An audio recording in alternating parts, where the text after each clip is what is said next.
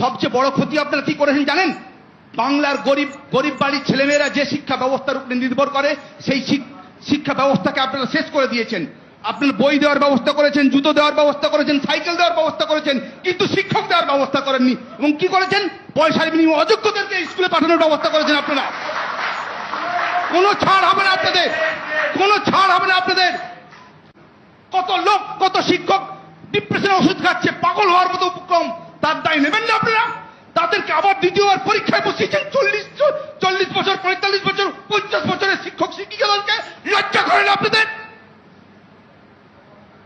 তারা যদি পাস না করে তাদেরকে আবার তাদের ছেলে মেয়েদের, তাদের ফ্যামিলির দায়িত্ব কে নেবে? আমার চাকরি কেড়ে নিয়েছেন, আমাকে লাঠি মেরেছেন, আমার পিঠ ঘষে পুলিশের পুলিশ, আপনি পুলিশ আছেন, অপদার্থ একটা নোংরা পুলিশ দলদাস। আমাকে খোঁজে নিয়ে গেছেন, আমাদের নামে কেস দিয়েছেন, মিথ্যে ফলস কেস দিয়েছেন আমাদেরকে। আমি জানি না, আমার মেয়ে প্রশ্ন করেছে, বাবা তুমি স্কুলে যাবে না? আমি উত্তর দিতে পারিনি। আমি স্কুলে যাবো কি যাবো না, আমার স্টেটটা কি আমি জানি না, যে আমার চাকরি আছে কি নেই। এই যন্ত্রণা আপনারা বুঝবেন না। আপনারা ঘেঁটে দিয়েছেন, এমন অবস্থা ঠিক করে রেখে গেছেন। নতুন যে সরকার এসছে তার কাছে যে আমরা কোনো সুরাহা চাইবো সেই প্রস্তাব আমরা বুঝতে পারছি না, যে আপনাদের কাছে আমরা কি চাইব। অযোগ্যদের বাঁচানোর জন্য যোগ্যদের বলি দিয়েছেন আপনারা। আপনাদের মুখ্যমন্ত্রী নেতাজি ইন্দোরে বলেছে এবিসিডি প্ল্যান, কোথায় গেল সেই এবিসিডি প্ল্যান? আপনারা কোনো কথা বলবেন না, আপনারা কোনো কথা বলবেন না। আমি অল্প বয়সে আমার বাবাকে হারিয়েছি। আমার মতো হাজার হাজার ছেলেরা সংগ্রাম করে, লড়াই করে গ্রাম বাংলার বিভিন্ন প্রান্ত থেকে উঠে এসছে, শুধু শিক্ষকের মতো পেশাকে বেছে নিয়ে অন্যান্য পিএইচডি করেছে, কেমিস্ট্রিতে, ফিজিক্সে, ম্যাথমেটিক্সে। তারা অন্যায় করেছে, এই পেশাটাকে বেছে নিয়ে বড় বড় ডায়লগ দিচ্ছেন মঞ্চে কোথায়। আপনাদের কোনো অসুবিধা হয় না। আমার পরিবারের দায়িত্ব কে নেবে? আমাদের 19,000 যোগ্যদের দায়িত্ব কে নেবে? বলবো আমি, আমাকে বলতে দিতে হবে। আপনারা বলছেন কিছু করেননি। আপনাদের দুষ্কর্মের জন্য প্রশান্ত স্যার, সুবল স্যার তারা পৃথিবীতে নেই। কেন? মারা গেছে। অনেকে ডিপ্রেশনের, আপনারা খোঁজ নিয়ে দেখুন, সাইকোলজিস্টের কাছে ভিড় লেগে গেছে, পাগল হওয়ার মতো উপক্রম। ওনাদের কাছে দাবি তো আমরা জানাবোই, কিন্তু আপনারা কেন আমাদের সঙ্গে এরকম করলেন তার কৈফিয়ত আমরা চাইবো না আপনাদের কাছে। কেন আমাকে লাঠি মেরেছিলেন? কেন পুলিশ দিয়ে আমাদের সহকর্মীদের চোখ নষ্ট করে দেওয়ার প্রচেষ্টা করেছিলেন বিকাশ ভবনের বাইরে? প্রশ্ন করবো না আপনাদেরকে? তার পাপের শাস্তি আপনারা পেয়েছেন। সবচেয়ে বড় ক্ষতি আপনারা কি করেছেন জানেন? বাংলার গরিব বাড়ির ছেলেমেয়েরা যে শিক্ষা ব্যবস্থার উপরে নির্ভর করে সেই শিক্ষা ব্যবস্থাকে আপনারা শেষ করে দিয়েছেন। আপনারা বই দেওয়ার ব্যবস্থা করেছেন, জুতো দেওয়ার ব্যবস্থা করেছেন, সাইকেল দেওয়ার ব্যবস্থা করেছেন, কিন্তু শিক্ষক দেওয়ার ব্যবস্থা করেননি। এবং কি করেছেন? পয়সার বিনিময়ে অযোগ্যদেরকে স্কুলে পাঠানোর ব্যবস্থা করেছেন আপনারা। কোনো ছাড় হবে না আপনাদের, কোনো ছাড় হবে না আপনাদের। যে কষ্টটা আমরা প্রতি রাতে কাঁদছি, আমি জানি না তার জন্য দায়ী কে? আপনারা তো। আমি প্রশ্ন করবো না আপনাকে। আমার আগস্ট পর্যন্ত বেতন আছে। 19,000 যোগ্য শিক্ষাকর্মীদের বেতন আগস্ট পর্যন্ত। তারা জানে না তাদের চাকরিটা, তাদের কি অন্যায় করেছে। এমন ঘেটে দিয়ে গেছেন আপনাদের এই অপদার্থ চোর সরকার।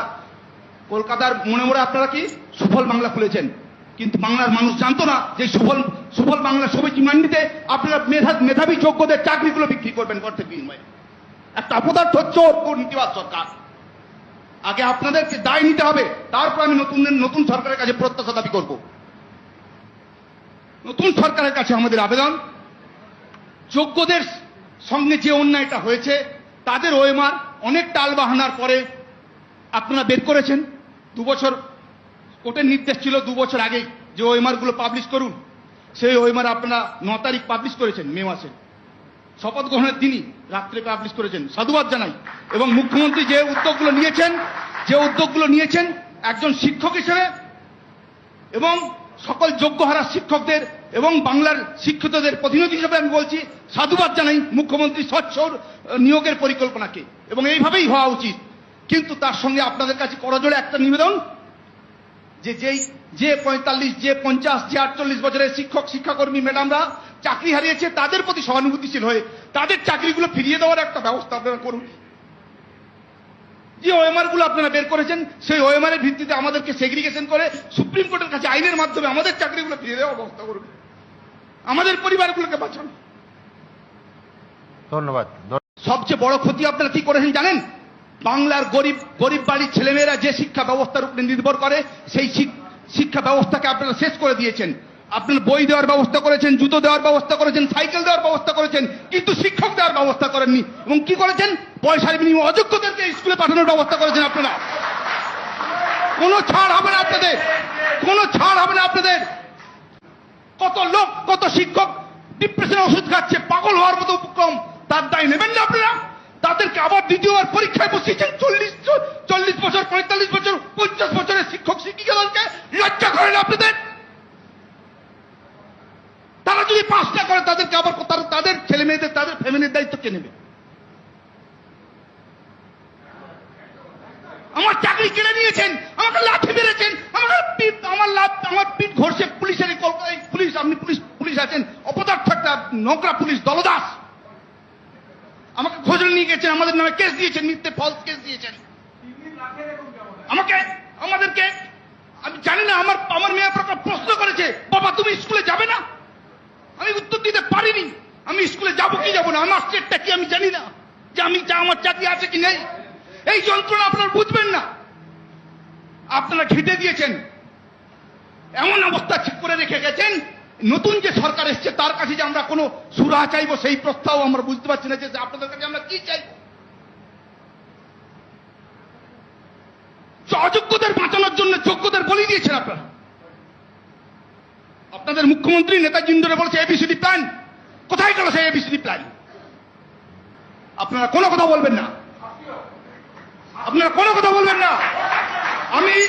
আমি অল্প বয়সে আমার বাবাকে হারিয়েছি। আমার মতো হাজার হাজার ছেলেরা সংগ্রাম করে, লড়াই করে গ্রাম বাংলার বিভিন্ন প্রান্ত থেকে উঠে এসছে, শুধু শিক্ষকের মতো পেশাকে বেছে নিয়ে অন্যান্য পিএইচডি করেছে, কেমিস্ট্রিতে, ফিজিক্সে, ম্যাথমেটিক্সে। তারা অন্যায় করেছে, এই পেশাটাকে বেছে নিয়ে বড় বড় ডায়লগ দিচ্ছেন মঞ্চে বসায়। আপনাদের কোনো অসুবিধা হয় না। আমার পরিবারের দায়িত্ব কে নেবে? আমাদের 19,000 যোগ্যদের দায়িত্ব কে নেবে? বলবো আমি, আমাকে বলতে দিতে হবে। আপনারা বলছেন কিছু করেননি। আপনাদের দুষ্কর্মের জন্য প্রশান্ত স্যার, সুবল স্যার, তারা পৃথিবীতে নেই। কেন? মারা গেছে। অনেকে ডিপ্রেশনের, আপনারা খোঁজ নিয়ে দেখুন, সাইকোলজিস্টের কাছে ভিড় লেগে গেছে, পাগল হওয়ার মতো উপক্রম। ওনাদের কাছে দাবি তো আমরা জানাবোই, কিন্তু আপনারা কেন আমাদের সঙ্গে এরকম করলেন তার কৈফিয়ত আমরা চাইবো না আপনাদের কাছে। কেন আমাকে লাঠি মেরেছিলেন? কেন পুলিশ দিয়ে আমাদের সহকর্মীদের চোখ নষ্ট করে দেওয়ার প্রচেষ্টা করেছিলেন বিকাশ ভবনের বাইরে? প্রশ্ন করবো না আপনাদেরকে? তার পাপের শাস্তি আপনারা পেয়েছেন। সবচেয়ে বড় ক্ষতি আপনারা কি করেছেন জানেন? বাংলার গরিব বাড়ির ছেলেমেয়েরা যে শিক্ষা ব্যবস্থার উপরে নির্ভর করে সেই শিক্ষা ব্যবস্থাকে আপনারা শেষ করে দিয়েছেন। আপনারা বই দেওয়ার ব্যবস্থা করেছেন, জুতো দেওয়ার ব্যবস্থা করেছেন, সাইকেল দেওয়ার ব্যবস্থা করেছেন, কিন্তু শিক্ষক দেওয়ার ব্যবস্থা করেননি। এবং কি করেছেন? পয়সার বিনিময়ে অযোগ্যদেরকে স্কুলে পাঠানোর ব্যবস্থা করেছেন আপনারা। কোনো ছাড় হবে না আপনাদের, কোনো ছাড় হবে না আপনাদের। যে কষ্টটা আমরা প্রতি রাতে কাটছি আমি জানি না, তার জন্য দায়ী কে? আপনারা তো। আমি প্রশ্ন করবো না আপনাকে। আমার আগস্ট পর্যন্ত বেতন আছে। 19,000 যোগ্য শিক্ষা কর্মীদের বেতন আগস্ট পর্যন্ত। তারা জানে না তাদের চাকরিটা, তাদের কি অন্যায় করেছে। এমন ঘেটে দিয়ে গেছেন আপনাদের এই অপদার্থ চোর সরকার।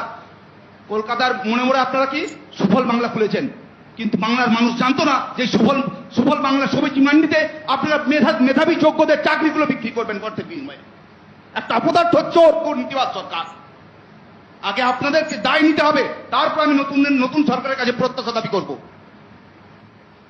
নতুন সরকারের কাছে আমাদের আবেদন, যোগ্যদের সঙ্গে যে অন্যায়টা হয়েছে তাদের ওএমআর অনেক টাল বাহানার পরে আপনারা বের করেছেন। 2 বছর কোর্টের নির্দেশ ছিল 2 বছর আগে যে ওএমআর গুলো পাবলিশ করুন। সেই ওএমআর আপনারা 9 তারিখ পাবলিশ করেছেন, মে মাসে শপথ গ্রহণের দিনই রাত্রে পাবলিশ করেছেন। সাধুবাদ জানাই।